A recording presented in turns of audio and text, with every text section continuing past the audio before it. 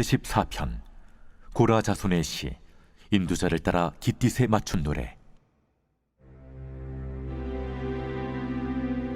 만군의 여호와여, 주의 장막이 어찌 그리 사랑스러운지요. 내 영혼이 여호와의 궁정을 사모하여 쇠약하며 내 마음과 육체가 살아계시는 하나님께 부르짖나이다. 나의 왕, 나의 하나님, 만군의 여호와여, 주의 제단에서 참새도 제 집을 얻고 제비도 새끼 둘 보금자리를 얻었나이다. 주의 집에 사는 자들은 복이 있나니 그들이 항상 주를 찬송하리이다. 주께 힘을 얻고 그 마음에 시온의 대로가 있는 자는 복이 있나이다. 그들이 눈물 골짜기로 지나갈 때 그곳에 많은 샘이 있을 것이며 이른 비가 복을 채워주나이다. 그들은 힘을 얻고 더 얻어 나아가 시온에서 하나님 앞에 각기 나타나리이다. 만군의 하나님 여호와여, 내 기도를 들으소서. 야곱의 하나님이여, 귀를 기울이소서.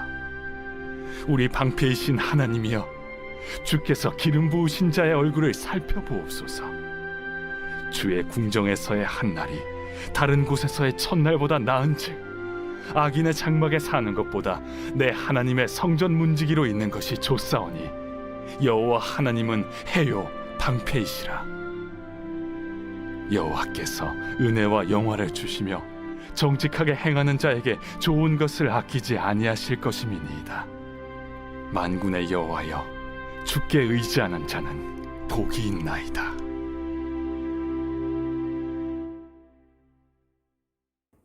할렐루야.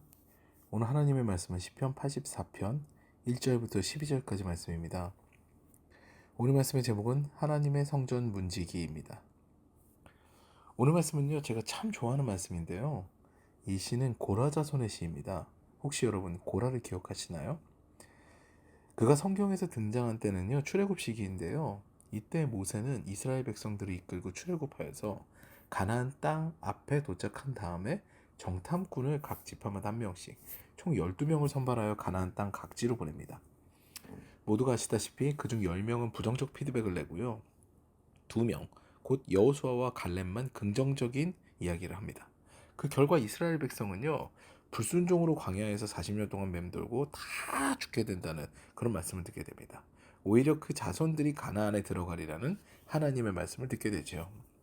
이 충격적인 말씀을 접하게 된 이스라엘 백성들은 자신을 돌아보고 회개하는 것이 아니라 그래서 그제서야 하나님의 말씀대로 하겠다고 싸우러 나갔다가 대패하여서 광야로 쫓겨나게 됩니다.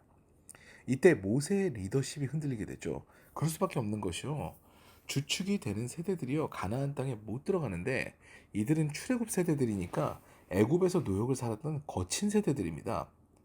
이들이 모세를 원망하기 시작하는데 이때를 틈타서 모세와 아론의 리더십을 빼앗으려는 무리가 등장하게 되죠. 그것이 바로 고라와 다단과 아비람입니다. 고라는요, 레위 자손으로 제사장직을 맡은 아론과 달리 여호와의 성물을 지키고 운반하는 역할을 맡았습니다. 여기에 불만이 있었던 거죠.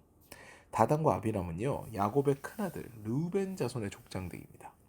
이들은 자신들이 리더가 아니라 레위 지파에서 지도자와 제사장이 나온 것을 못마땅해 했죠. 그래서 이들은 모세와 아론의 리더십에 반기를 듭니다. 여기에 250명의 장로들이 동조하는데요, 하나님께서는 고라 그리고 다단과 아비람과 그들의 가족들은 땅이 갈라져서 그 안에 빠져 죽게 하시고 250명의 장로들은 불이 나와서 살라 죽게 하십니다. 그런데 이때 고라의 자녀 셋은 이 반란에 가담하지 않습니다. 그들의 후손이 바로 오늘 시편을 기록한, 그들의 후손 중 한 명이 오늘 시편을 기록한 고라 자손입니다. 이들은 성전에 수종드는 자로서 그 책무를 다함과 동시에 그 사역에 만족하는 자들이었죠. 오늘 말씀은요, 그 자체만으로도 큰 은혜입니다. 이 시의 배경은 다윗 시대로 알려져 있거든요. 다윗이 아들 압살롬에게 쫓겨 예루살렘에 등지고 도망갈 때라는 것이 학자들의 견해입니다.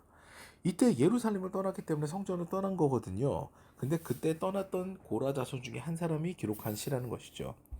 오늘 본문에서 등장하는 참새나 제비도요, 주의 제단에 머무를 수가 있는데 우리는 그러지 못합니다 라는 그런 한탄을 보게 되면요, 참새와 제비가 성경에서 보게 되면 참 하찮은 존재거든요. 미물이에요. 성경에서 가장 값이 싼 새가 바로 참새입니다.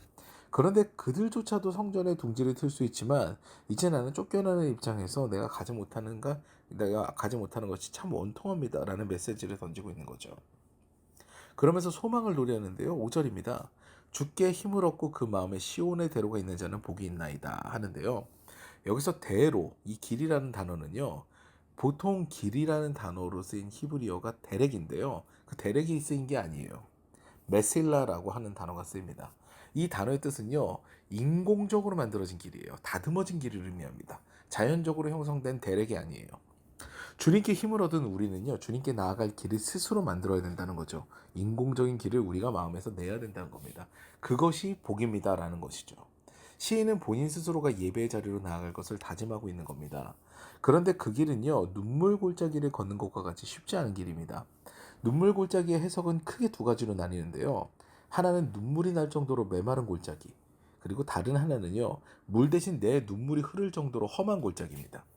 그런데 뒤에 이른비가 등장하는 것으로 봐서 눈물이 날 정도로 메마른 골짜기의 해석이 더 잘 맞는 것처럼 보이지요. 아무튼 주님께 나아가는 이 험난한 길에요.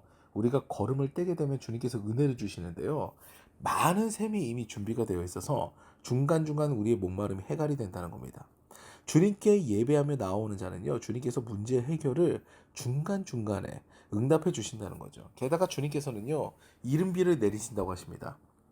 이스라엘은 건기와 우기가 있습니다. 그중 건기는요. 비가 한 방울도 내리지 않아요. 오직 우기에만 촉촉한 이슬 같은 비가 내리지요. 그런데 하나님께서는요. 자신을 찾는 백성들이 눈물 골짜기, 그 메마른 골짜기를 지나게 되니까 샘으로 맞이하기에는 부족하다고 생각하셨는지 우기에 내릴 비를 미리 끌어와서 우리에게 복으로 채우신다고 하십니다. 이게 놀라운 하나님의 맞이함이죠. 그러면서 이 시의 저자는요. 마침내 주의 성전에 도달했을 때 나는 성전 문지기로 행복합니다. 그저 행복합니다. 라는 메시지를 던집니다. 제사장이 되고 싶어서 반역을 했던 고라와 이제 그의 자손들은 전혀 다릅니다. 그의 자손은요.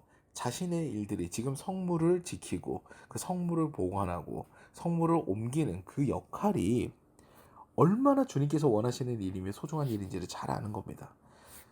우리는요, 흔히 앞에서 드러나는 사역이 더 귀한 사역이고 드러나지 않는 사역은 하찮게 여길 때가 많습니다.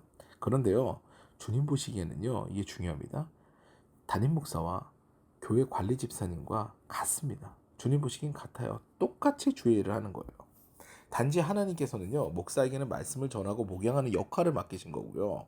관리 집사님께는 성전을 지키는 역할을, 또 요리하는 이에게 요리를, 청소하는 이에게는 청소를 맡기신 것이에요. 어느 것이 귀하고 어느 것이 천하고 하는 것이 없습니다. 주님께서 보시기에 모든 일은 동일하죠. 사랑하는 여러분, 자신의 일을 하찮게 여기고 반역을 했던 고라와 달리 자신에게 맡겨진 일을 최선을 다해 섬기며 그 책무를 다하지 못함을 안타깝게 여기던 그런 고라 자손을 보면서요. 우리는 우리의 사명을 다시 한번 생각해 볼 수 있습니다. 정말 이 성전이 지어진 걸 생각하면은요. 너무 놀라운데요. 폐허와 같던 이곳이 주님의 성전이 되어서 예배한다는 것만으로도 얼마나 감사한지 모르겠습니다. 오늘도 우리가 성전에 나와서 예배함을 다시 한번 감사드리고요. 늘 주님을 위한 사역에 감사하고 만족함을 고백하며 하루를 시작하시는 저와 여러분 되시기를 주님의 이름으로 축원합니다.